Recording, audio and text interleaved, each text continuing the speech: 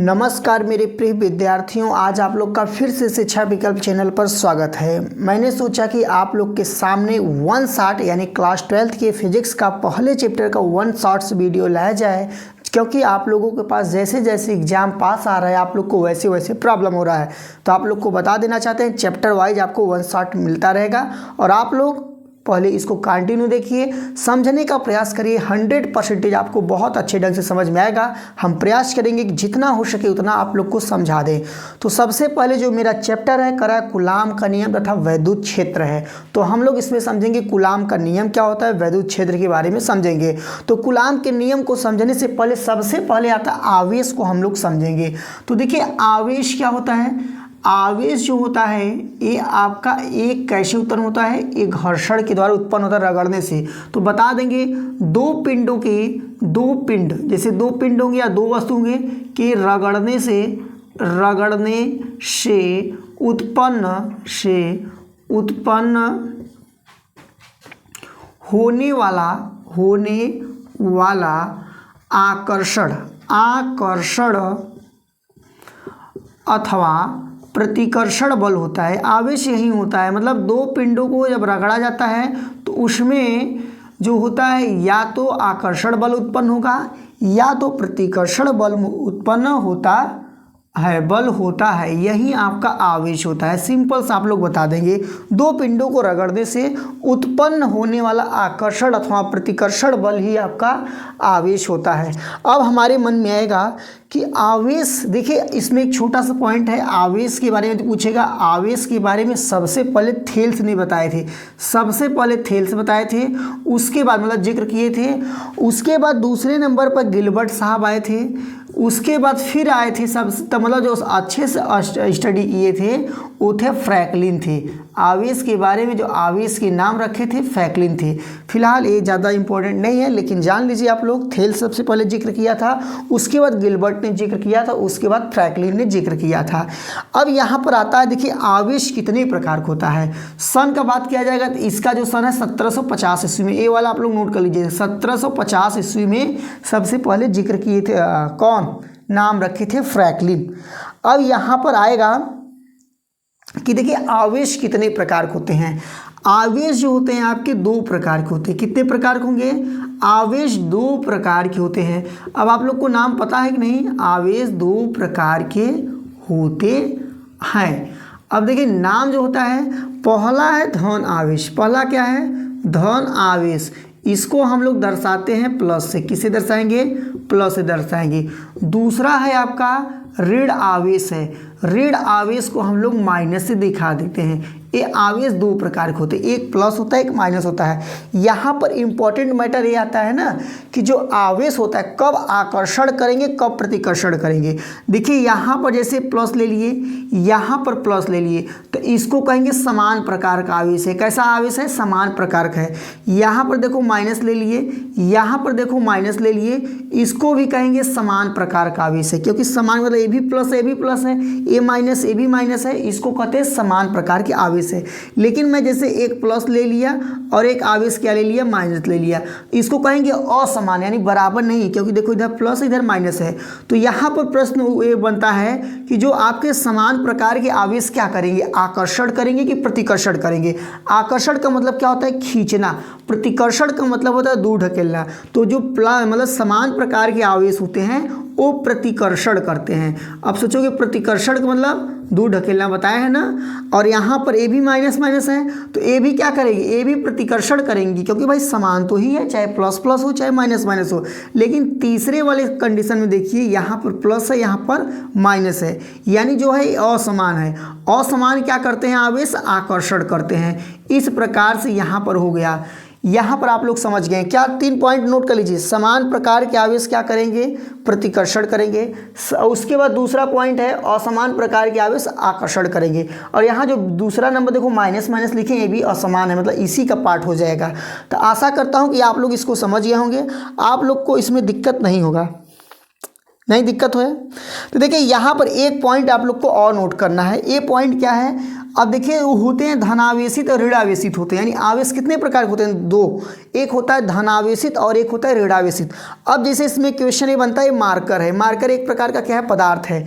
जब ये धनावेशित है, ये मार्कर क्या है? धनावेशित है। धनावेशित मतलब प्लस चार्ज है, तो इसमें इलेक्ट्रॉनों का कमी होगा कि अधिकता होगा, मैटर ये रखता है। और मान लीजिए एक मार्कर क्या है मेरा? ऋणावेशित है। ऋणावेशित का मतलब क्या होगा? मतलब माइनस वाले पोर्शन में है, तब इसमें इलेक्ट्रॉन क्या होगा? मतलब कमी होगा कि अधिकता होगा। तो धनावेशित, अब सोचो कोई व्यक्ति धनी व्यक्ति है तो दान करेगा, यानी उसके पास कमी होगा। क्या होगा? कमी होगा। यानी किसी भी पदार्थ का धनावेशित जो होता है वो दर्शाता है इलेक्ट्रॉनों की कमी। क्या दर्शाता है? इलेक्ट्रॉनों की कमी दर्शाएगा। इलेक्ट्रॉनों की कमी दर्शाएगा। कौन दर्शाएगा? जब कोई धनावेशित वस्तु रहेगा, इसका मतलब होता है इलेक्ट्रॉनों की कमी दर्शाएगा। अब मान लीजिए यहाँ ऋणावेशित है। ऋणावेशित मतलब जब धनावेशित जो है इलेक्ट्रॉनों की कमी दर्शाया, तो ऋणावेशित क्या दर्शाएगा? तो इलेक्ट्रॉनों का अधिकता दर्शाएगा।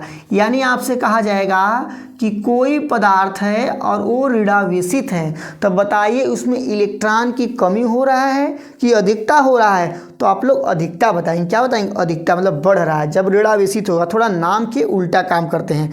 बताइए आप लोग को इतना दिक्कत नहीं होना चाहिए। कोई दिक्कत होगा तो आप लोग बताइए कमेंट बॉक्स में। अब यहाँ पर हम लोग इसको समझ गए हैं, अब हम लोग आगे समझेंगे। अब फार्मूला भी कुछ है, समझ जाइए। देखिए यहाँ पर एक ये नियम पहले समझिए। तो एक होता है आवेश संरक्षण के नियम। आवेश संरक्षण के नियम, आवेश संरक्षण के नियम, आवेश संरक्षण के नियम होता है। अब आवेश संरक्षण का नियम क्या होता है? देखिए आवेश संरक्षण का जो नियम होता है, इसमें कहा जाता है आवेश को न तो उत्पन्न किया जा सकता है, न ही नष्ट किया जाएगा। यानी न तो आवेश क्या होगा? उत्पन्न होगा, न तो उत्पन्न होगा, न ही नष्ट किया जाएगा। मतलब आवेश को न तो उत्पन्न किया जा सकता है, न ही नष्ट किया जा सकता है। इसको कहते हैं आवेश संरक्षण का नियम। आवेश संरक्षण का नियम क्या होता है? आवेश को न तो उत्पन्न किया जा सकता है, न ही नष्ट किया जा सकता है। और उसके बाद फार्मूला का बात किया जाएगा, तो देखिए आवेश को किससे दर्शाते हैं? आवेश को जो होता है क्यू से दर्शाते हैं। किससे दर्शाते हैं? क्यू से। क्यू से मतलब आवेश है, और इसका मात्रक क्या होगा? क्यू का मात्रक होगा, यानी आवेश का मात्रक होता है कूलाम। आवेश का मात्रक क्या होता है? कूलाम होता है। आवेश का मात्रक कूलाम होगा। उसके बाद फार्मूला का बात किया जाएगा, तो यहाँ पर आप लोग फार्मूला लिख लीजिएगा। तो यहाँ पर ज़रूर फार्मूला लिखिएगा। ये आप लोग कहाँ पढ़े हैं? क्लास 10th में भी पढ़ चुके होंगे, 11th में भी आप लोग को मिला होगा, और नहीं मिला तो यहाँ तो आप लोग पढ़ ही रहे हैं। आई बराबर होता है Q बटा के T। यानी विद्युत धारा का जब आपका डिफिनेशन पूछा जाता है तो क्या बताते हैं? आवेश प्रवाह की समय दर को विद्युत धारा कहते हैं। तो उसी प्रकार से यहाँ पर यही आवेश है, और इसी आवेश का मात्रक क्या होता है? कूलाम होता है। यानी देखिए यहाँ से हम लोग Q का वैल्यू निकालेंगे तो क्या होगा? IT होगा। क्या होगा? IT होगा। यहाँ से जरा आप लोग मात्रक बताइए, तो आवेश का मात्रक क्या होगा? देखिए I है, I मतलब विद्युत धारा है। विद्युत धारा का मात्रक होता है एम्पियर होता है। क्या होता है? एम्पियर होता है। उसके बाद देखिए यहाँ पर T है। T क्या है? समय है। समय का मात्रक क्या होता है? सेकेंड होता है। अब थोड़ा आप लोग बताइए, तो आवेश का बीमा क्या होगा? आवेश का बीमा क्या होगा? देखिए जो एम्पियर है, यानी विद्युत धारा है, विद्युत धारा का मात्रक एम्पियर होता है, और इसका बीमा होगा A होगा, और समय का बीमा क्या होता है? T होता है। यानी नोट कर लीजिए, आवेश का बीमा क्या होगा? AT होगा। क्या होगा? AT होगा। इसको आप लोग समझ गए होंगे। एक फार्मूला आप लोग यहाँ और नोट करिए, तो यहाँ पर एक फार्मूला होता है, निकालने के काम में आता है। Q बराबर NE होता है। Q बराबर क्या होता है? NE। अब कहोगे यहाँ Q क्या है? Q देखिए आवेश है, N क्या है? इलेक्ट्रॉनों की संख्या है। N क्या? नंबर ऑफ इलेक्ट्रॉन है, यानी इलेक्ट्रॉनों की संख्या है। तो कहोगे कि E क्या है? इलेक्ट्रॉन का आवेश है। इलेक्ट्रॉन का आवेश है, इलेक्ट्रॉन का आवेश होगा। अब आप लोग के मन में आएगा कि इलेक्ट्रॉन का आवेश कितना होता है। उसके बाद इलेक्ट्रॉन का आवेश कितना होता है, देखिए यहीं पर आप लोग को बता देते हैं इलेक्ट्रॉन का आवेश कितना होगा। इलेक्ट्रॉन का जो आवेश होता है E बराबर होता है -1.6 गुणे 10 के पावर -19 कूलाम होता है। ये इलेक्ट्रॉन का आवेश है। अब कुछ लोग कहेंगे प्रोटॉन का आवेश बताइए, तो देखिए यही प्रोटॉनों का भी आवेश होता है। इलेक्ट्रॉन का आवेश प्रोटॉन का आवेश बराबर होता है, बट थोड़ा सा इसमें डिफरेंट ये है कि इलेक्ट्रॉन का आवेश जो होता है ऋणावेशित होता है, और प्रोटॉन का आवेश जो होता है धनावेशित होता है। अच्छा, एक लोग का और आता है अल्फा का बताना है आप लोग को। किसका? अल्फा कण का। अल्फा कण का आवेश कितना होगा? अल्फा कण का जो आवेश होता है, अल्फा कण का आवेश बराबर हो जाएगा आपका 2e होता है 2e। अब 2e क्या होता है, ई का मतलब है इलेक्ट्रॉन का आवेश और 2 का मतलब है डबल, यानी इलेक्ट्रॉनों के आवेश की डबल होता है। यानी इलेक्ट्रॉन का आवेश जो आप लोग यहाँ पर 1.6 × 10 के पावर -19 कूलाम लिखे हैं, यहाँ पर हम लोग लिख सकते हैं 2 × 1.6 × 10 के पावर -19 कूलाम रख देते हैं। यहाँ पर 16 दूना 32 यानी 3.2 × 10 के पावर -19 कूलाम हो जाएगा। ये क्या है, अल्फा कण का आवेश है।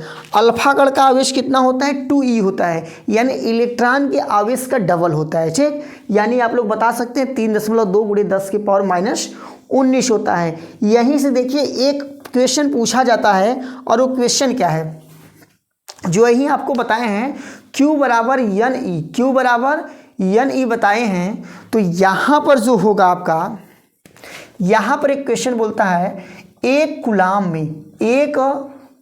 में कितना इलेक्ट्रॉन होता है, एक कूलाम में कितना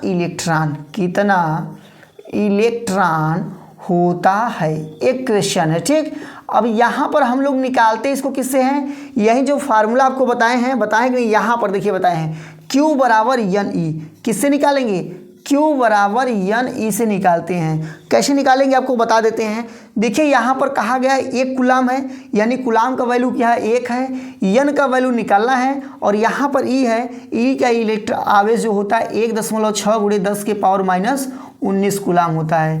तो यहाँ पर यदि हम यहाँ पर निकालेंगे वैल्यू, तो आपका यहाँ पर हो जाएगा N बराबर, कैसे हुआ, देखिए जो 1.6 × 10 के पावर -19 है वो 5 में चला गया, तो यहाँ पर हो गया।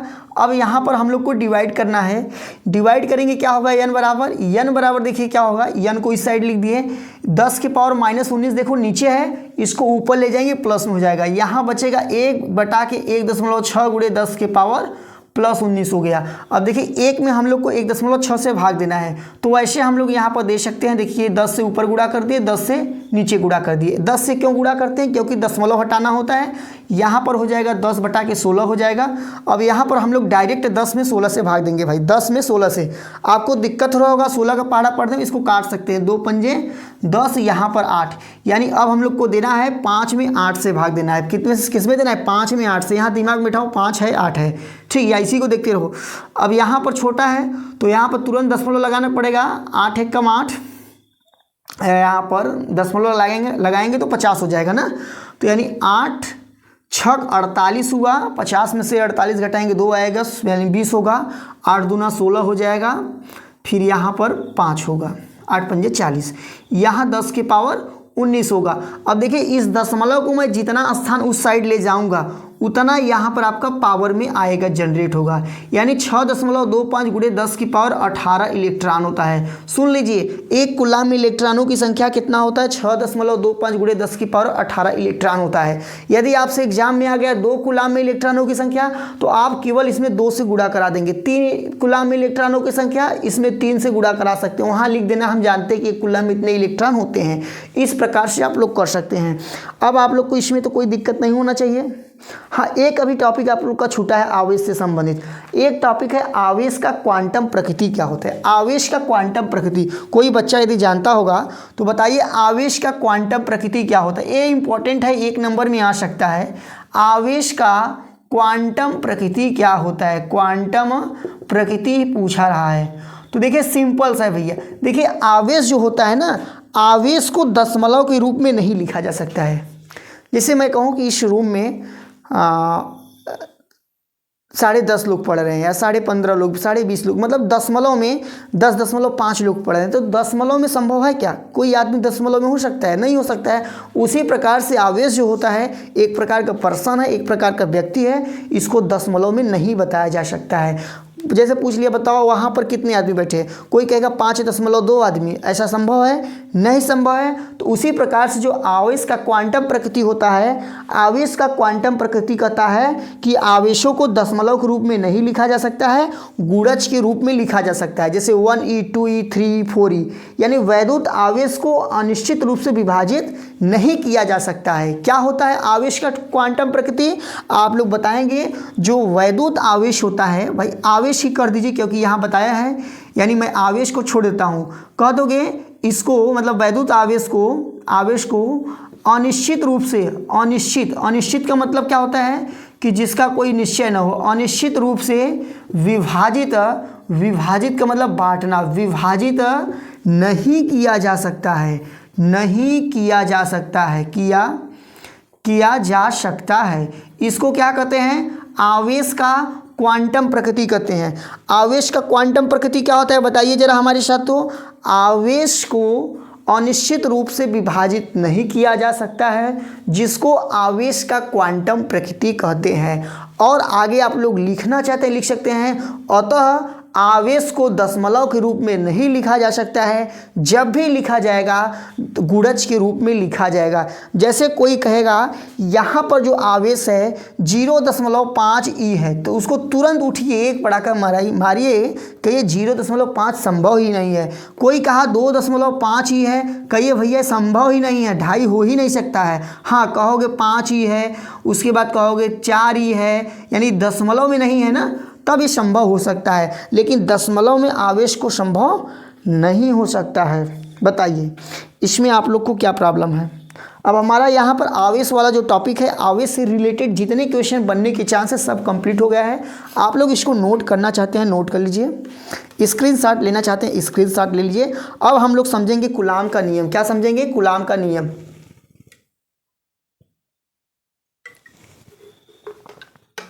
बताइए यहाँ तक किसी को प्रॉब्लम होगा तो बताइए आप लोग।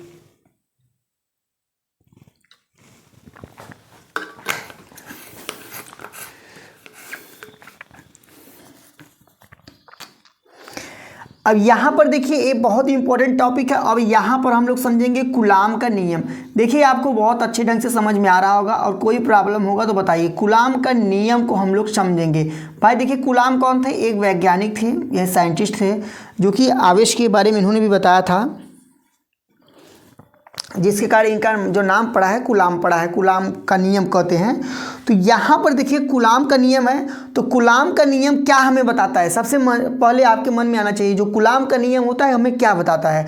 तो सिंपल सा बताओगे कि दो आवेशों के बीच में, दो आवेश होंगे, उनके बीच में लगने वाले बल के बारे में ही कूलाम का नियम बताता है। जैसे मान लीजिए एक यहाँ पर Q1 आवेश है और एक यहाँ पर Q2 आवेश है, ठीक, दो आवेश हैं, दोनों आवेशों के बीच में लगने वाले बल के बारे में बताएगा कूलाम का नियम। थोड़ा इसको हम नीचे कर देते हैं, आप लोग को शायद नहीं दिखाई दे रहा होगा। यहीं जैसे यहाँ पर Q1 हो गया, यहाँ पर क्या हो गया, Q2 हो गया। दो आवेश रखा गया है और इनके बीच की दूरी कितना है, r है। इनके बीच की दूरी कितना है, r है, ठीक, क्या है, r है। अब इन्हीं के बीच लगने वाले बल के बारे में ही कूलाम का नियम बताता है। तो सिंपल से लिखोगे, पूछा जाएगा कूलाम का नियम क्या होता है, बता देना। दो आवेशों के बीच में लगने वाले बल के बारे में अध्ययन किया जाता है। जो अध्ययन किए थे कूलाम ने किए, इसलिए उसको कहते हैं कूलाम का नियम। पहला नियम क्या होगा, दोनों आवेश,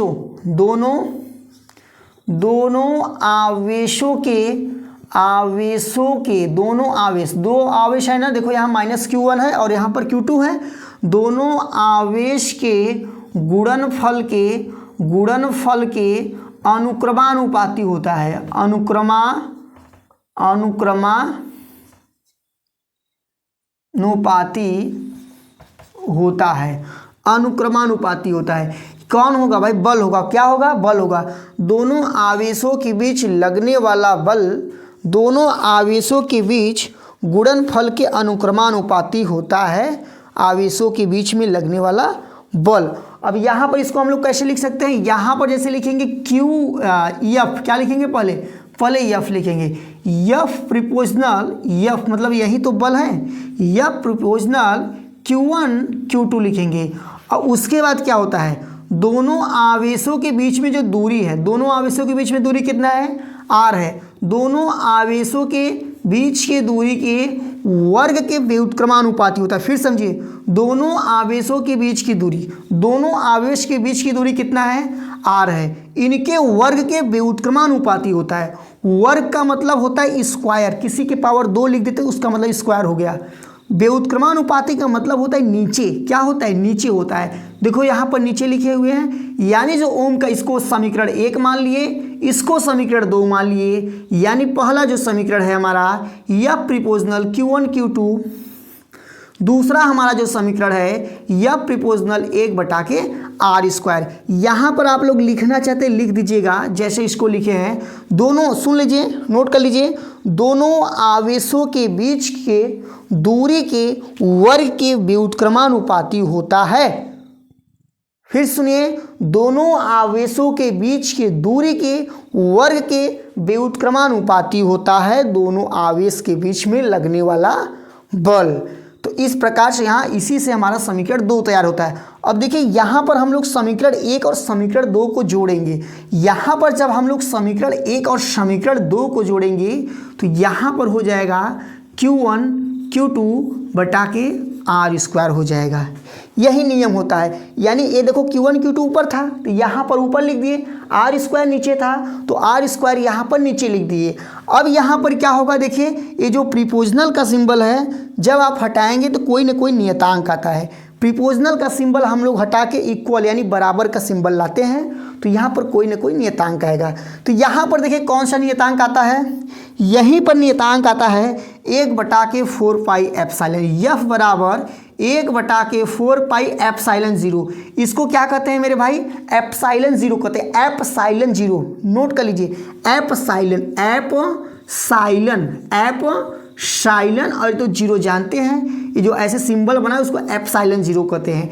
F बराबर 1/4 पाई एप्सिलॉन 0 Q1 Q2/r² होता है। ये हमारा कूलाम के नियम का फार्मूला है, थोड़ा नोट कर लीजिए, दिमाग में बैठा लीजिए, हमारे साथ आप लोग एक बार बोल दीजिए, F बराबर 1/4 पाई एप्सिलॉन 0 Q1 Q2/r²। यहाँ पर ये क्या है, एक प्रकार का नियतांक है, 1/4 पाई एप्सिलॉन 0।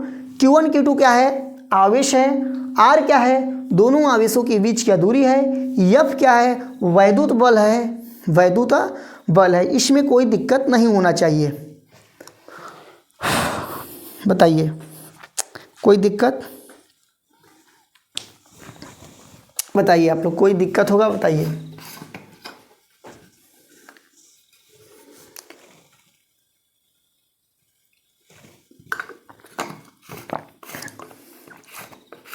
कोई दिक्कत नहीं है आप लोग को।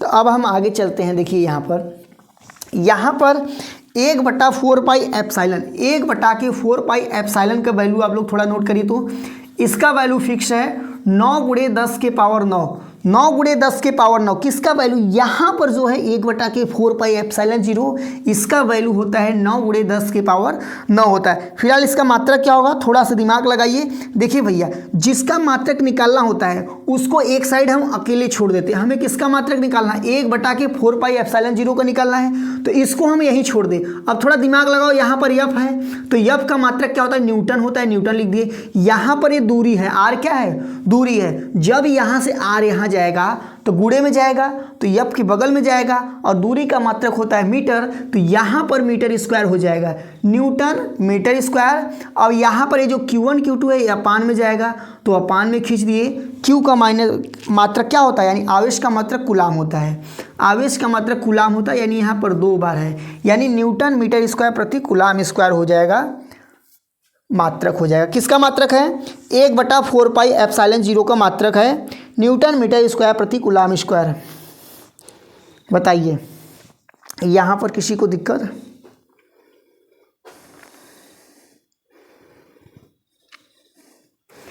यहाँ पर देखिए एक और है। अब यहाँ से एक वैल्यू हम लोग और निकाल सकते हैं। जब आप लोग कैलकुलेशन करेंगे, मैं यहाँ डायरेक्ट निकलवा देता हूँ, जब कैलकुलेशन करेंगे यहाँ से कभी कभी एप्सिलॉन 0, ये जो ऐसे बना इसको क्या कहते हैं, एप्सिलॉन 0, यहाँ पर बताए भी हैं। एप्सिलॉन 0 का भी वैल्यू पूछता है, तो एप्सिलॉन 0 का वैल्यू पहले निकालते कैसे, ये भी थोड़ा जान लीजिए। एप्सिलॉन 0 का वैल्यू निकालना है तो हम क्या करेंगे, धीरे से एप्सिलॉन जीरो को यहाँ भेज दें और ये वैल्यू को यहाँ भेज दें, यानी एप्सिलॉन जीरो के स्थान पर 4 यहाँ पर है, पाई के वैल्यू 22/7 होता है, या 3.14 भी रख के आप लोग कैलकुलेशन करेंगे। तो यहाँ पर हमारा पर्सनल एप्सिलॉन जीरो का जो यूनिट आएगा यानी वैल्यू आएगा भाई, वैल्यू पहले लिख दें उसके बाद यूनिट बताएं। 8.85 क्या आएगा, 8.85 गुणे 10 के पावर -12 होगा। और जो यूनिट है इसके जस्ट अपोजिट हो जाता है, इसके जस्ट अपोजिट होगा, क्योंकि एप्सिलॉन जीरो को यहाँ भेजेंगे एफ नीचे जाएगा, यानी एफ यहीं चला जाएगा। ऊपर क्या है, कूलाम स्क्वायर प्रति न्यूटन मीटर स्क्वायर होता है। यानी जब यहाँ पर मात्रक जब इसका उल्टा आया है तो बीमा भी उल्टा आएगा। यहाँ पर हम लोग को बीमा निकालना है। क्या निकालना है, बीमा निकालना। बीमा कैसे निकालते हैं, क्लास 11th में आप लोग पढ़े हैं। यहाँ भाई बीमा वाला टॉपिक तो है नहीं, तो इतने डीप में जाके बीमा तो बताया नहीं जाएगा, लेकिन मैं तब पर भी प्रयास करता हूँ कि आप लोग को समझ में आ जाना चाहिए। देखिए मैं ज़्यादा दिमाग बिना दौड़ाए हुए यहाँ पर यूनिट से निकालता हूँ। किसका बीमा निकाल रहा हूँ, एप्सिलॉन जीरो का। एप्सिलॉन जीरो यहाँ पर क्या है पता है, निर्वात की वैद्युतशीलता है। लिखिए तो आप लोग कॉपी में नोट करिए, एप्सिलॉन जीरो क्या है यहाँ पर, निर्वात की वैद्युतशीलता है। निर्वात की वैद्युतशीलता है, नोट करिए। तो एप्सिलॉन जीरो क्या है, निर्वात का वैद्युतशीलता है, आप लोग नोट करिए। यहाँ पर आप लोग वैल्यू जब भी जान गए, यहाँ पर एप्सिलॉन जीरो का बीमा थोड़ा आप लोग जान जाइए। तो एप्सिलॉन जीरो का बीमा क्या होगा, देखिए यहाँ पर यूनिट क्या है, कूलाम स्क्वायर। तो कूलाम का भी आपको जस्ट हम बताए थे 80 होता है। तो कूलाम स्क्वायर है यानी A² T² हो जाएगा। यहाँ पर यन है, बटा में यन है, बल का यानी यन मतलब न्यूटन होता है ना, न्यूटन का बीमा होता है mLT पावर -2 होता है। ये आप लोग को याद होगा, जिन लोग को नहीं याद होगा याद कर लीजिए। बल का बीमा होता है mLT पावर -2 होता है। यहाँ पर मीटर है, मीटर का मतलब दूरी, और दूरी का जो बीमा होगा L के पावर 2 होगा, क्योंकि यहाँ पर मीटर स्क्वायर था। इस प्रकार देखिए यम ऊपर जाएगा तो यम के पावर -1 होगा। यल यहाँ पर नीचे देखिए 3 बार है, 2 बार यहाँ, 1 यहाँ बार है, तो ऊपर जाएगा यल की पावर 3 होगा। टी देखिए कितने बार है, तो टी यहाँ पर देखिए -2 बार, ये ऊपर जाएगा तो प्लस हो जाएगा, यानी टी के पावर 4 होगा। ए देखिए कहाँ है, ए तो नीचे है नहीं ऊपर है, तो यानी ए के पावर 2 होगा। ए मेरे लाल किसका बीमा है, निर्वात की वैद्युतशीलता। निर्वात की वैद्युतशीलता को किसे दर्शाते हैं, एप्सिलॉन जीरो से।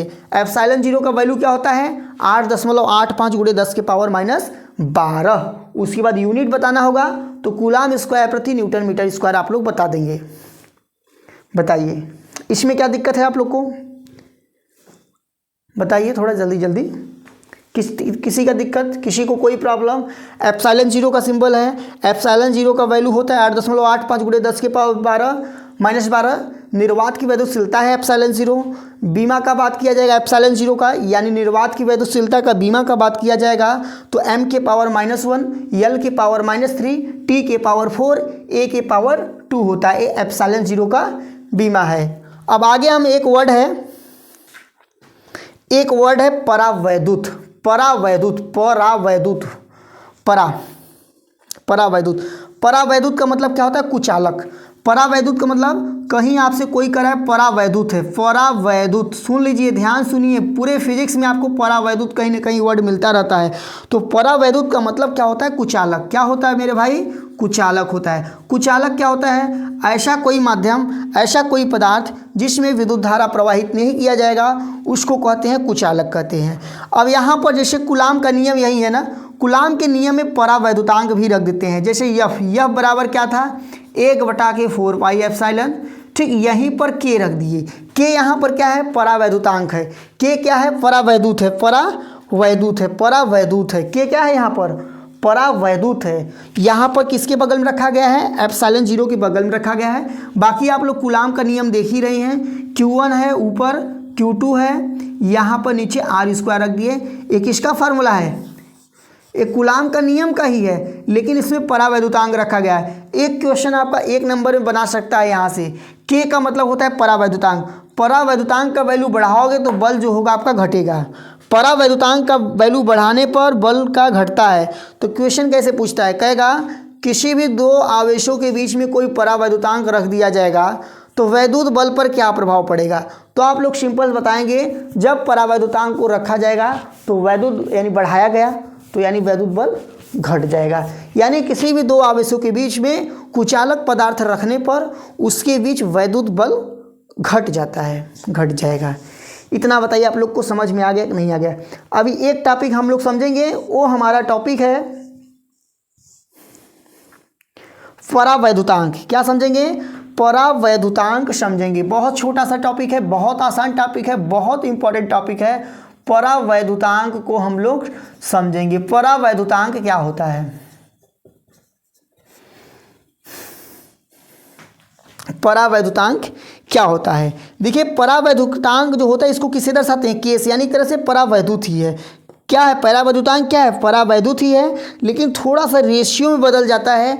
इसमें होता है परावैद्युत माध्यम की वैद्युतशीलता, परावैद्युत माध्यम की वैद्युतशीलता यानी के बराबर होता है एप्साइलन बटा के एप्साइलन 0 होता है। अब इसको क्या है, ये जो एप्साइलन है, एप्साइलन क्या है और एप्साइलन 0 क्या है? देखिए, जो एप्साइलन है किसी भी माध्यम का वैद्युतशीलता है, किसी भी माध्यम का वैद्युतशीलता है। परावैद्युत कोई माध्यम होगा उसका शीलता है, और जो एप्साइलन 0 है निर्वात का वैद्युतशीलता है। इसी को कहते हैं परावैद्युतांक कहते हैं। क्या कहते हैं? परावैद्युतांक कहते हैं। कोई पूछेगा परावैद्युतांक क्या होता है, आप लोग बताएंगे किसी माध्यम का वैद्युतशीलता तथा एप्साइलन 0 यानी निर्वात की वैद्युतशीलता के अनुपात को परावैद्युतांक कहते हैं। क्या कहते हैं? सुन लीजिए, यहाँ पर मैं नोट कर देता हूँ, आप लोग लिख लीजिए। तो किसी माध्यम कोई माध्यम हो, किसी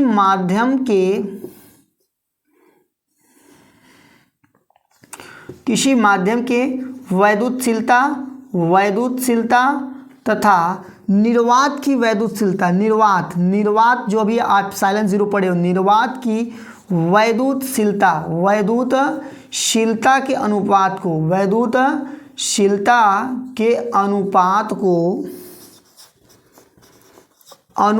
को क्या कहते हैं? परावैद्युतांक कहते हैं। अनुपात को परावैद्युतांक कहते हैं। बताइए इसमें क्या दिक्कत है? इसमें आप लोग को कोई दिक्कत नहीं होना चाहिए। इसका मात्रक क्या होगा? परावैद्युतांक का मात्रक क्या होगा भाई? परावैद्युतांक का मात्रक क्या होगा? मात्रक नहीं होगा, क्योंकि एप्सिलॉन का भी मात्रक वही होगा और एप्सिलॉन 0 का भी होगा। मात्रक कट के क्या बचेगा? यहाँ से कुछ नहीं मात्रक निकलेगा। बताइए इसमें क्या दिक्कत है? चलिए बताइए, परावैद्युतांक क्या होता है? कोई आपसे पूछेगा तो बताओगे किसी माध्यम का परावैद्युतांक तथा निर्वात के वैद्युतशीलता के अनुपात को क्या कहते हैं? परावैद्युतांक कहते हैं। हाँ, इस प्रकार से क्लियर हो जाएगा। हाँ, एक चीज़ सुन लीजिए, वैद्युत बल। अब ये हम लोग क्या पढ़े हैं? अब क्या है यहाँ पर? वैद्युत बल है ना। यहाँ पर कूलाम के नियम में पढ़े हो तो कौन सा बल है? आवेशों के बीच में लग रहा था, यानी वैद्युत बल है। वैद्युत बल और गुरुत्वाकर्षण बल में शक्तिशाली जो होता है वैद्युत बल होता है। क्या होगा? वैद्युत बल और गुरुत्वाकर्षण बल में सबसे शक्तिशाली बल कौन होगा? आपका वैद्युत बल ही होगा और कोई नहीं होगा।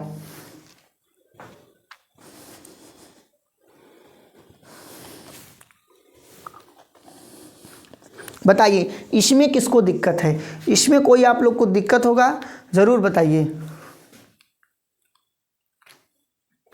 बताइए किसी को दिक्कत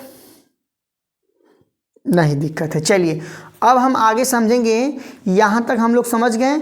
अब हमारा यहाँ से एक नया टॉपिक स्टार्ट होगा, वैद्युत बल रेखा। वैद्युत बल रेखा हम लोग टॉपिक को समझेंगे।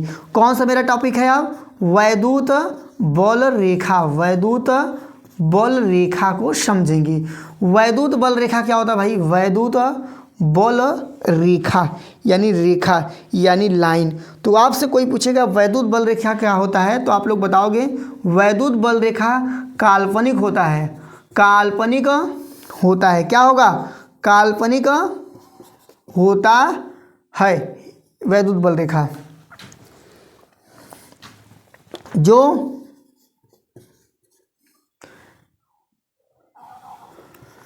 धन सिरे से निकलकर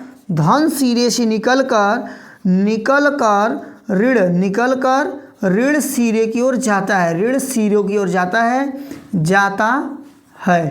इसको कहते हैं वैद्युत बल रेखा। वैद्युत बल रेखा क्या होता है भाई? वैद्युत बल रेखा काल्पनिक होता है जो धन सिरों से निकलकर ऋण सिरे की ओर जाता है। धन सिर का मतलब क्या है? धन सिरा का मतलब प्लस से और ऋण सिरा का मतलब है माइनस की ओर जाता है। और बताइए इसमें आपसे यदि आ गया वैद्युत बल रेखा के गुण बताइए। देखिए वैद्युत बल रेखा का गुण,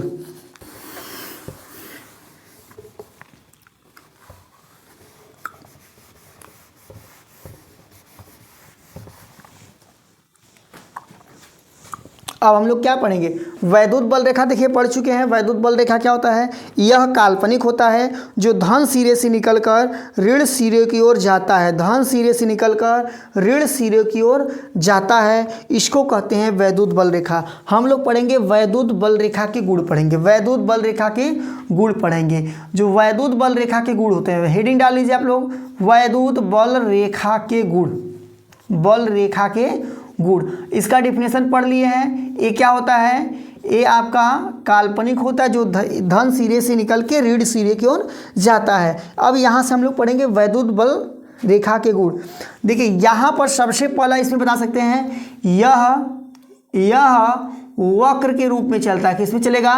वक्र के रूप में, वक्र के रूप में चलता है। पहला हो गया, चलता है। और कहाँ से निकला था? प्लस से निकला था, यानी धन सिरा से निकलेगा। धन सिरा से निकलेगा, धन सिरा से निकलता है, निकलता है। तो भाई कहाँ जाएगा? धन सिरा से निकलेगा तो कहाँ जाएगा? ऋण सिरे की ओर जाएगा, यानी ऋण जिधर पर ऋणावेश है सिरों की ओर जाता है, जाता है। इस प्रकार से हो गया।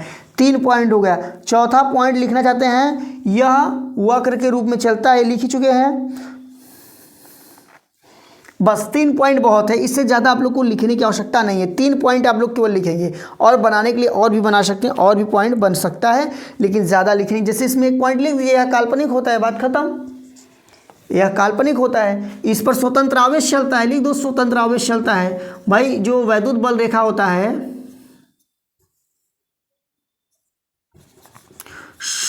जो वैद्युत बल रेखा होता है क्या चलेगा? स्वतंत्र आवेश चलेगा। स्वतंत्र में दिक्कत है क्या? स्वतंत्र आवेश चलता है, स्वतंत्र आवेश चलता है। इस प्रकार से हो गया। और बाकी हम लोग को ज़्यादा दिमाग नहीं लगाना, 3-4 पॉइंट लिख दिए बस, और बाकी इसमें कुछ नहीं है। अब यहाँ से फिर से एक नया टॉपिक का शुरुआत होगा।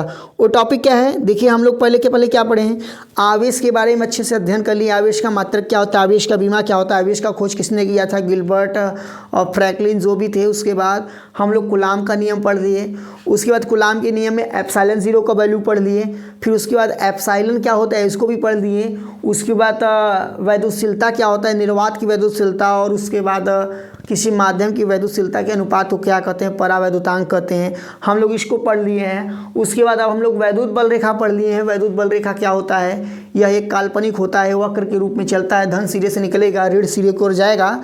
अब इसके बाद हम लोग पढ़ेंगे वैद्युत क्षेत्र की तीव्रता को पढ़ेंगे। इसके लिए आप लोग तैयार हो जाइए, वैद्युत क्षेत्र की तीव्रता को पढ़ना है। वैद्युत क्षेत्र की तीव्रता को हम लोग को पढ़ना है।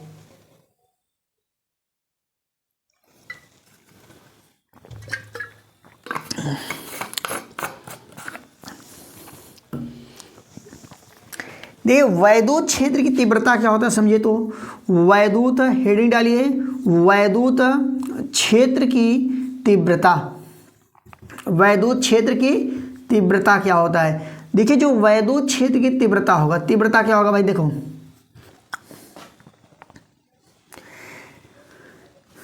देखिए वैद्युत क्षेत्र की जो तीव्रता होता है, एकांक परीक्षण, एकांक परीक्षण, परीक्षण आवेश के, परीक्षण आवेश के, आवेश के अभिलंबवत, आवेश के अभिलंबवत, अभिलंबवत गुजरने वाले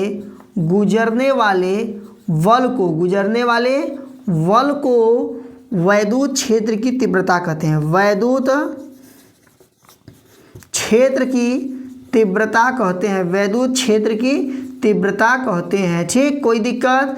अभी फार्मूला लिखता हूँ। वैद्युत क्षेत्र की तीव्रता क्या होता है? एकांक परीक्षण आवेश के अभिलंबवत गुजरने वाले बल को वैद्युत क्षेत्र की तीव्रता कहते हैं। एकांक परीक्षण आवेश के अभिलंबवत गुजरने वाले बल को वैद्युत क्षेत्र की तीव्रता कहते हैं। इसको ई से डिनोट करते हैं। ई से किससे? ई बराबर होता है एफ बटा के क्यू, यहाँ पर नाट लिख देंगे, जीरो लिख देंगे, यानी परीक्षण आवेश और कुछ नहीं है। ई बराबर क्या होता है? एफ बटा के क्यू नाट होता है, यानी यहाँ पर एफ क्या है? एफ आपका बल है, क्यू क्या है? आवेश है, यानी आवेश का मात्रक क्या होता है? कूलाम होता है। ई क्या है? वैद्युत क्षेत्र की तीव्रता है। तो यहाँ पर आपसे पूछा जाएगा वैद्युत क्षेत्र की तीव्रता का मात्रक बताइए, तो क्या होगा? तो कहोगे देखिए एफ का मात्रक भाई न्यूटन होता है, यहाँ पर प्रति का सिंबल लगा दिए, और यहाँ पर आवेश है और आवेश का मात्रक होता है कूलाम होता है, यानी सी से लिख दिए, न्यूटन प्रति कूलाम। वैद्युत क्षेत्र की तीव्रता का मात्रक क्या होगा? न्यूटन प्रति कूलाम होगा। अब यहाँ पर एक प्रश्न ये उठता है, इसका बीमा क्या होगा? देखिए बीमा क्या होगा? न्यूटन का बीमा क्या होता है? mlt पावर -2 होता है, mlt पावर -2 होता है। यहाँ पर c का बीमा क्या होगा? 80 होगा। तो यहाँ से जब उसको ऊपर ले जाओगे तो यम होगा, यम तो अकेले ही है, यल यहाँ पर एक ही बार है, t जाएगा तो t के पावर -3 होगा, a के पावर -1 होगा। ये किसका बीमा है? वैद्युत क्षेत्र की तीव्रता का बीमा है। क्या होता है? mlt के पावर -3, a के पावर -1 होता है। किसका बीमा है भाई? वैद्युत क्षेत्र के तीव्रता का बीमा है। चलिए बताइए, इसमें कोई दिक्कत? वैद्युत क्षेत्र की तीव्रता के बीमा में। अब यहाँ पर एक चीज़ और है। अब कहोगे सर जी क्या है? सुनिए क्या है।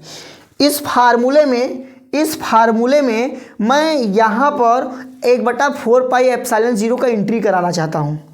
यही जो फार्मूला है ई वाला, ई बराबर एफ बटा के क्यू नाट में हम लोग 1/4 पाई एप्सिलॉन 0 का एंट्री कराना चाहते हैं। तो बताइए एंट्री कैसे होगा? तो हम इसके लिए जाएंगे कूलाम के पास। कूलाम साहब का नियम जो था, कूलाम का नियम यहाँ पर इरेज कर चुके हैं, लेकिन मैं ऊपर लिख देता हूँ कूलाम का नियम क्या था। देखिए कूलाम का नियम आपका यही था, एफ बराबर होता है, यहाँ बॉक्स बना के लिख दे रहा हूँ, एफ बराबर होता है 1/4 पाई एप्सिलॉन 0 Q1 Q2 बटा के आर स्क्वायर। ठीक, यहीं पर एफ वाला वैल्यू उठा के मैं यहीं रखूँगा, इसी एफ पर रखूँगा, यानी जो कूलाम का नियम है एफ का वैल्यू पूरा का पूरा उठा के यहीं रखेंगे, पूरा का पूरा उठा के रखेंगे। तो यहाँ पर मैं एक आवेश को यहाँ क्यू नॉट कर देता हूँ। देखो रख रहा हूँ, क्या होगा? यहाँ पर देखिए ई हो गया, ठीक, ई हो गया, 1/4 पाई एप्सिलॉन रख दिए, यहाँ पर क्या है? एक क्यू नॉट कर दिए और एक क्यू कर दिए। क्या कर दिए? क्यू नॉट क्यू कर दिए, यहाँ पर क्यू कर दीजिए। अब यहाँ पर क्या लिखोगे? आर स्क्वायर लिखोगे और यहाँ पर क्यू नॉट लिखोगे। एक क्यू नॉट कहाँ से आ गया? देखिए ए वाला क्यू नॉट है, और बाकी ए सब कहाँ से आ गए? एफ का वैल्यू ऊपर से आ गए। यहाँ पर क्यू नॉट से क्यू नॉट कट जाएगा, यानी फाइनल हमारा फार्मूला बचेगा ई बराबर होता है 1/4 पाई एप्सिलॉन 0 क्यू बटा के आर स्क्वायर।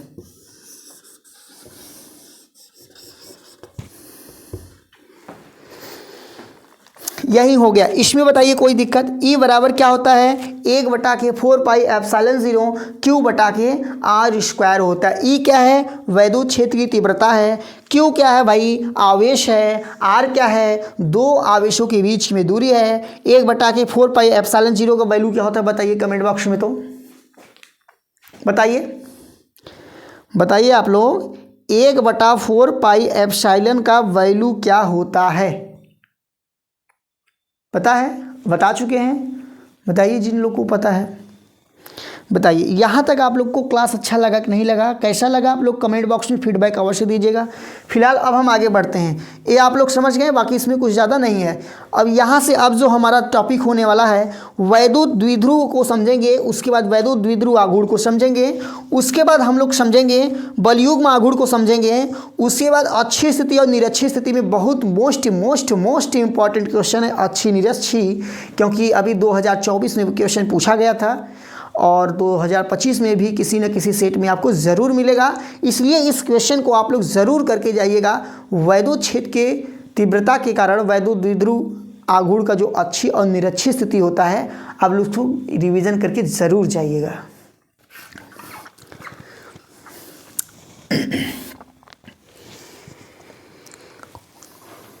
बताइए कोई दिक्कत? स्क्रीनशॉट लेना चाहते हैं स्क्रीनशॉट ले लीजिए। और मैं आशा करता हूं कि आप लोग ज़रूर अपने नोट्स बुक में साथ में हमारे लिख रहे होंगे। कहीं आवश्यकता रहा करे तो यदि क्लियर नहीं दिखाई दे रहा होगा तो आप लोग वीडियो को ब्रेक करके आवाज़ से भी सुन के लिख सकते हैं। फिलहाल अब हम आगे शुरुआत करेंगे और आप लोग वीडियो में कंटिन्यू बने रहेंगे। और आप लोग को वीडियो कैसा लग रहा है अवश्य फीडबैक दीजिएगा। अब क्या समझना है भाई, वैद्युत द्विध्रुव समझेंगे, वैद्युत द्विध्रुव का आघूर्ण समझेंगे। दोनों एकदम सेम टू सेम है, एक जैसे हैं, कोई दिक्कत नहीं होगा, बहुत आसान ढंग से आपको समझाया जाएगा। उसके बाद हम लोग समझेंगे, उसके बाद तुरंत आता है अच्छी निरक्षी, जैसा आप लोग कहिए, पहले अच्छी निरक्षी समझ के तब वैद्युत द्विध्रुव आघूर्ण समझा जाए। चलिए एक पहले समझ लिया जाए, उसके बाद देखा जाएगा कैसा किसको कौन सा करना है। इसको भी यहाँ से इरेज कर देते हैं। हाँ बताइए, आप लोग बताते रहिए, तब तक मैं जो क्वेश्चन पूछ रहा हूँ आप लोग कमेंट करते रहिए।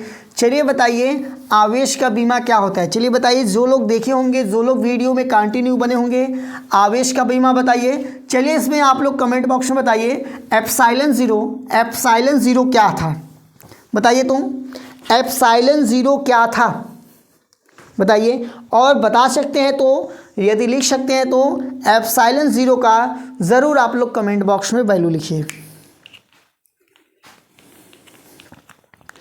यहाँ से हम लोग को 4 टॉपिक समझना है, 4 टॉपिक केवल समझना है। और 4 टॉपिक देखिए समझने में कितने मिनट लगते हैं, 15 मिनट, 20 मिनट, 25 मिनट, हाँ लगभग 20 मिनट तो लग ही जाएंगे, उससे ज़्यादा नहीं लगना चाहिए। तो यहाँ पर देखिए सबसे पहले हम समझेंगे वैद्युत द्विध्रुव आघूर्ण। वैद्युत द्विध्रुव आघूर्ण को हम लोग समझेंगे भाई साहब, वैद्युत द्विध्रुव आघूर्ण को समझेंगे। और आप लोग वीडियो में कंटिन्यू बना रहेंगे। तो यहाँ पर देखिए वैद्युत द्विध्रुव आघूर्ण, आशा है कि आप लोग को दिखाई दे रहा होगा। जिन लोग को नहीं दिखाई दे रहा होगा भाई बोल दिए हैं तो आप लोग एडजस्ट कर लीजिए। वैद्युत द्विध्रुव आघूर्ण यानी पहले का था वैद्युत द्विध्रुव क्या होता है। देखिए वैद्युत द्विध्रुव क्या होता है, आघूर्ण तो बाद में आएगा। वैद्युत द्विध्रुव आघूर्ण क्या होता है, दो समान आवेश, दो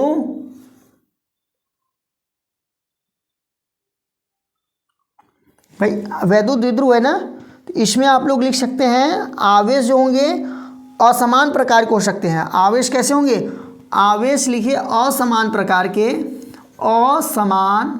असमान प्रकार के तथा बराबर परिमाण, बराबर मतलब इक्वल परिमाण होना चाहिए। जैसे 3 कूलाम को वो भी है, वो भी 3 कूलाम को होना चाहिए। परिमाण में कोई चेंज नहीं होना चाहिए और इधर असमान होना चाहिए, मतलब एक प्लस हो सकता है एक माइनस हो सकता है। तथा बराबर परिमाण, 2 असमान प्रकार के तथा बराबर परिमाण के आवेश को अल्प दूरी में, अल्प दूरी पर रखने की व्यवस्था है, रखने की एक निकाय है, एक नियम है, रखने की व्यवस्था है। क्या होता है वैद्युत द्विध्रुव, क्या होता है भाई सुनिए, 2 असमान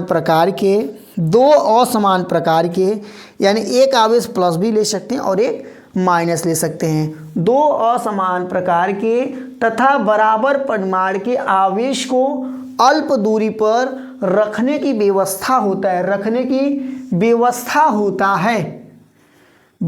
होता है, उसको कहते हैं वैद्युत द्विध्रुव कहते हैं। वैद्युत द्विध्रुव आघूर्ण को पीछे दर्शाते हैं। अब वैद्युत द्विध्रुव आघूर्ण क्या होगा, देखिए यहाँ पर आता है P बराबर 2QL, यही वैद्युत द्विध्रुव आघूर्ण का फार्मूला है, यही वैद्युत द्विध्रुव आघूर्ण का फार्मूला है। P यहाँ पर क्या है, वैद्युत द्विध्रुव आघूर्ण है। Q क्या है, आवेश है। L क्या है दोनों आवेशों के बीच में लंबाई है। यहाँ का आपको डायग्राम बना देते हैं। यहाँ देखिए एक आवेश होगा, यहाँ एक आवेश होगा, यहाँ पर माइनस Q आवेश ले लिए, यहाँ पर प्लस Q आवेश ले लिए। इनके बीच की दूरी हम क्या ले लिए, 2L ले लिए। क्या ले लिए, 2L ले लिए। तो यही तो है P बराबर 2QL। चलिए बताइए P क्या है भाई, वैद्युत द्विध्रुव आघूर्ण है। Q क्या है, आवेश है। L क्या है आवेशों के बीच की लंबाई है, यानी इसका मात्रक क्या होगा, न्यूटन। भाई न्यूटन कहाँ से होगा, कूलाम होगा। क्या होगा, कूलाम मीटर। क्या होगा, कूलाम मीटर। वैद्युत द्विध्रुव आघूर्ण का मात्रक क्या होता है? Coulomb metre. अब इसका बीमा निकालना है तो ATL होगा, क्या ATL होगा। अब इसको थोड़ा सा इस कर लीजिए, LTA कह दीजिए, LTA एक इसका बीमा है, वैद्युत द्विध्रुव आघूर्ण का बीमा है। अब इसमें बताइए क्या दिक्कत है। वैद्युत द्विध्रुव आघूर्ण आप लोग समझ गए होंगे, बीमा आप लोग जान गए, मात्रक जान गए, कूलाम मीटर होता है, कूलाम मीटर ही होता है, और LTA होता है, इसका बीमा होता है। और वैद्युत द्विध्रुव क्या होता है? देखिए भैया, एक सिस्टम है, एक निकाय है जिसमें दो आवेशों को अल्प दूरी पर रखा जाता है। और डीप में बताना चाहते हैं तो बता दो, दो असमान प्रकार के लेकिन परिमाण में बराबर होने चाहिए। दो असमान प्रकार के लेकिन परिमाण में बराबर आवेश को अल्प दूरी पर रखा जाता है, जिसको कहते हैं वैद्युत द्विध्रुव कहते हैं। यानी एक सिस्टम है, एक निकाय है। बताइए इसमें क्या दिक्कत है। अब हम सोच रहे हैं इसके बाद तुरंत हम लोग समझ लेते हैं बलयुग्म आघूर्ण। बलयुग्म आघूर्ण समझ लें, उसके बाद अच्छी और निरक्षी स्थिति को समझेंगे। तो देखिए बलयुग्म आघूर्ण का नंबर आ गया है। यही वैद्युत द्विध्रुव आघूर्ण के कारण वैद्युत क्षेत्र की तीव्रता का दो कंडीशन होता है, अच्छी निरक्षी, जो कि हम इसके बाद आप लोग को बताएंगे। डेरिवेशन भी उसका कराना है, उसमें थोड़ा टाइम लगेगा, एक क्वेश्चन कराने में 7 से 8 मिनट लग सकता है। तो देखिए यहाँ पर बलयुग्म आघूर्ण हम लोग समझेंगे, बलयुग्म आघूर्ण को समझेंगे। बहुत मैं आसान बलयुग्म आघूर्ण को आप लोग को जितना हो सकता है उतना आसान करके समझाने का प्रयास करता हूँ। बलयुग्म आघूर्ण देखिए, यहाँ पर ऐसे वैद्युत क्षेत्र की तीव्रता है, वैद्युत क्षेत्र की तीव्रता है, वैद्युत क्षेत्र की तीव्रता है, वैद्युत क्षेत्र की तीव्रता है। यहाँ से देखिए, यहाँ से यहाँ तक की एक आवेश को रखा गया है। यहाँ पर आप लोग कह सकते हैं -Q आवेश है, क्या है?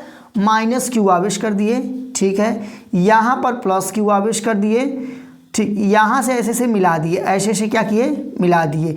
यहाँ बता दिए सब E1 है, कोई E1 है, कोई E2 है, कोई E3 है, मतलब सब वैद्युत क्षेत्र की तीव्रता है। E1, E2, E3, E4 है। अब यहाँ पर देखिए ये क्या करेगा? आवेश को ऐसे खींचेगा, यहाँ से लेकर यहाँ तक की दूरी क्या है? 2L है, ये भी ध्यान दीजिए। अच्छा, यहाँ से लेकर यहाँ तक की दूरी क्या होगा, बताएगा कोई? इसके लिए देखिए मैथ की आवश्यकता पड़ेगा। किसका आवश्यकता पड़ेगा? मैथ का। यहाँ पर देखिए इसको कहते हैं कण कहते हैं, और हमें किसका वैल्यू निकालना? लंब का। यानी साइन थीटा के पद में निकालेंगे तो यहाँ से लेकर यहाँ तक की जो वैल्यू आएगा 2L साइन थीटा आएगा। बताइए, जानते हो ना 2L साइन थीटा आएगा। कैसे आएगा? देखिए साइन थीटा बराबर होता है लंब बटा के कण होता है, जो कि यहाँ पर लंब, ठीक, और यहाँ पर कण। तो यहाँ पर 2L इधर जाएगा, यानी साइन 2L साइन थीटा हो जाएगा। यहाँ पर L बचेगा, यानी यहाँ से लेकर यहाँ तक की दूरी क्या होगा? 2L साइन थीटा होगा। तो सिंपल सा है। तो यहाँ पर आप लोग बता देंगे बलयुग्म आघूर्ण क्या होता है। जैसे लिखना होगा तो फार्मूला देखिए, फार्मूला से पहले टाउ इसको दर्शाते हैं। किससे दर्शाते हैं? टाउ से। बलयुग्म आघूर्ण को भाई किससे दर्शाएंगे? टाउ से दर्शाएंगे। टाउ बराबर होता है बल गुणे और यहाँ पर जो यहाँ पर लगा है 2L साइन थीटा होगा, 2L साइन थीटा होगा। टाउ क्या है? बलयुग्म आघूर्ण है। यहाँ पर बल का क्या होता है? बल के स्थान पर F है, F को हम यहाँ से हटाना चाहते हैं, तो बताइए क्या होगा? F को यहाँ से हटाया जाएगा। किससे हटाएं? वैद्युत क्षेत्र की तीव्रता वाले फार्मूला से हटाएंगे। तो देखिए क्या होगा यहाँ पर, यही देखिए E बराबर हम लोग फार्मूला जानते थे F बटा के Q0। तो यहाँ से F का वैल्यू क्या होगा? EQ होगा। क्या होगा? EQ। यानी मैं यहाँ पर EQ लिख सकता हूँ, यहाँ पर 2L साइन थीटा। अब थोड़ा देखिए तो 2 है, Q है, L है, 2 है, Q है, L है, तो 2QL से क्या बनता है? P बनता है। यानी टाउ बराबर क्या हो जाता है? PE sine theta. इस प्रकार से हो गया। ये क्या है? बलयुग्म आघूर्ण है। क्या है भाई? बलयुग्म आघूर्ण है। टाउ बराबर क्या होता है? PE sine theta. तो यही होता है। आप लोग इसी को बना के लिख दीजिएगा, डायग्राम लिख दीजिएगा अच्छे से। आपको जो आयदी आएगा तो 3 नंबर 4 नंबर आपको मिल जाएगा, इसमें कोई दिक्कत नहीं है। अब यहाँ पर अब हम लोग का 2 टॉपिक बचा हुआ है, बहुत इंपॉर्टेंट टॉपिक है, बहुत वेरी मोस्ट इंपॉर्टेंट टॉपिक है। अब हम लोग इसको समझेंगे।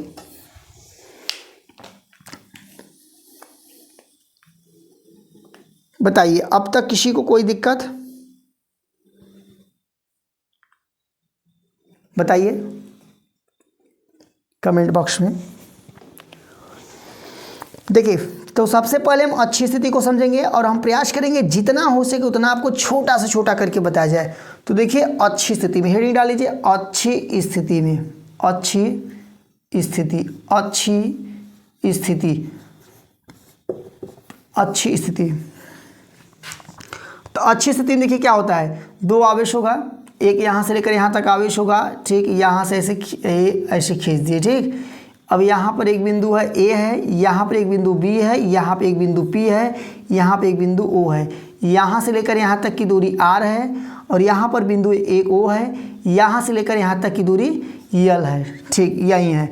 यहाँ पर माइनस क्यू आवेश रखा गया है, यहाँ पर प्लस क्यू आवेश रखा गया है, ठीक। यहाँ पर आप लोग देखिए, तो सबसे पहले यहाँ पर हमारे मन में आएगा डायग्राम के बारे में आप लोग को बता दें। डायग्राम के बारे में देखिए, यहाँ एक बिंदु ओ है, सबसे पहले यहाँ देखिए एक बिंदु ए है, एक बिंदु बी है। ए पर माइनस क्यू आवेश रखा गया है, बी पर प्लस क्यू आवेश रखा गया है। दोनों के बीच की दूरी में 2l है, यानी यहाँ से लेकर यहाँ तक की दूरी l है, यहाँ से लेकर यहाँ तक की दूरी l है, यानी एक तरह से जोड़ेंगे 2l हो जाएगा। फिर यहाँ से बिंदु O से R दूरी बिंदु P है, जहाँ पर हम लोग को वैद्युत क्षेत्र की तीव्रता का गणना करना है, ठीक, यही हम लोग को करना है। तो सबसे पहले यहाँ पर विद्युत क्षेत्र की तीव्रता दो प्रकार से निकलेगा। कितना निकलेगा? एक प्लस क्यू के कारण निकलेगा। किसके कारण? प्लस क्यू के कारण निकलेगा। प्लस क्यू कारण का मतलब क्या है? पहले प्लस क्यू देखो, एक यहाँ पर है, यहाँ देखो लिखे हैं प्लस क्यू और यहाँ पर माइनस क्यू आवेश लिखे हैं। तो प्लस क्यू आवेश के कारण यहाँ पर जो होगा E बराबर होगा, यानी E1 लिख दें, E1 बराबर होगा 1/4 पाई एप्सिलॉन, और यहाँ पर होगा Q1 नहीं भाई, Q केवल चलाएंगे, क्या चलाएंगे? Q चलाएंगे ना, Q बटा के R माइनस यल स्क्वायर होगा। यहाँ पर आप लोग सोच रहे हो कि कैसे R माइनस यल स्क्वायर आ गया, तो देखिए ना, ऐसा यहाँ तक ही लिया गया है, तो यहाँ से लेकर यहाँ तक की दूरी ज़्यादा हो जा रहा है ना, यहाँ से लेकर यहाँ तक की दूरी क्या हो रहा है? ज़्यादा हो जा रहा है। कितना ज़्यादा हो रहा है? यहाँ से लेकर यहाँ तक की दूरी यल, इसी के लिए R में से यल को घटा दिए। क्यों घटाए हैं? सोचो, क्योंकि हमें यहीं से लेकर यहाँ तक की दूरी निकालना था, B से लेकर P तक की दूरी निकालना था, और B से लेकर P तक की दूरी दिया नहीं था, तो हम लोग P से और O के बीच की दूरी जो है, P और O के बीच की दूरी में से यल को घटा के निकाल दिए। और इसी प्रकार से समीकरण 2 बनाएंगे। यहाँ पर ये माइनस क्यू के कारण होगा, माइनस क्यू के कारण होगा, माइनस क्यू मतलब इसके कारण होगा। तो यहाँ पर E2 बराबर हो जाएगा 1/4 पाई एप्सिलॉन 0 Q बटा के R प्लस यल स्क्वायर हो जाएगा, R प्लस यल स्क्वायर हो जाएगा। R प्लस यल क्यों हुआ? क्योंकि यहाँ से लेकर यहाँ तक की दूरी R है, लेकिन हमें यहीं तक थोड़ी नहीं चाह रहा है, हमें आगे तक चाह रहा है, इसलिए जो ऊपर दिया है दूरी उसी को इसमें जोड़ दिए।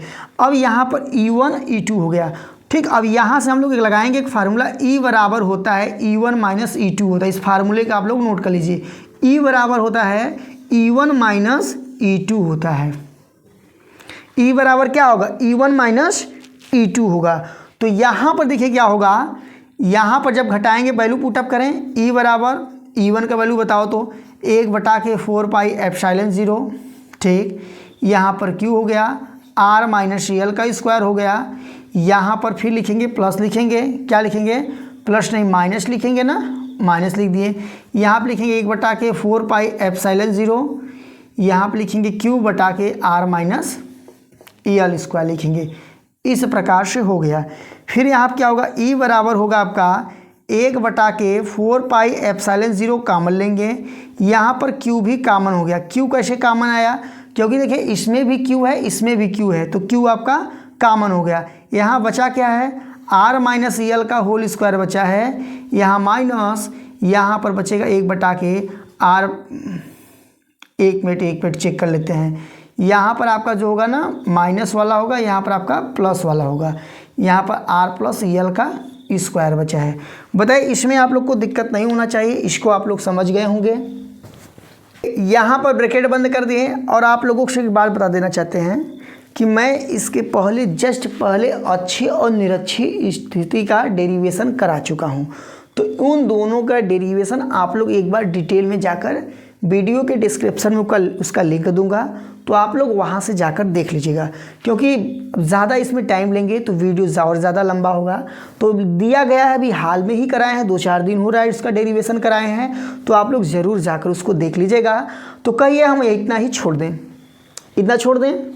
डेरिवेशन उसका है भाई, डेरिवेशन इसमें हम इस वीडियो में जोड़ नहीं रहे हैं, उसका डिस्क्रिप्शन में उसका सबसे पहले खोलेंगे, उसी का दोनों का निरक्षीय और अच्छी स्थिति का दिया गया है। इसको हम लोग करके फार्मूला क्या आएगा, देखिए अच्छी स्थिति का जो फार्मूला होता है E बराबर होता है 1/4 पाई एप्सिलॉन 0 2p बटा के r³ आएगा।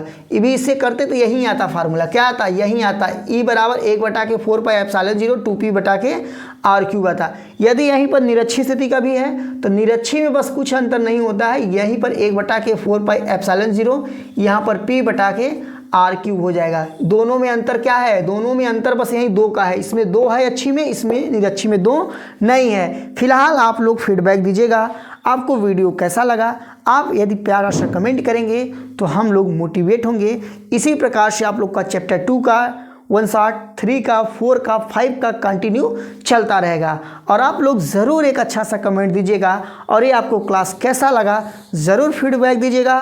फिलहाल आपसे मिलते हैं अगले वीडियो में, तब तक के लिए जय हिंद जय भारत। लेकिन जाने से पहले आपसे एक रिक्वेस्ट करता हूं, यदि अब तक आप चैनल को सब्सक्राइब नहीं किए हैं, चैनल को सब्सक्राइब करके वीडियो को लाइक कर दीजिएगा अवश्य।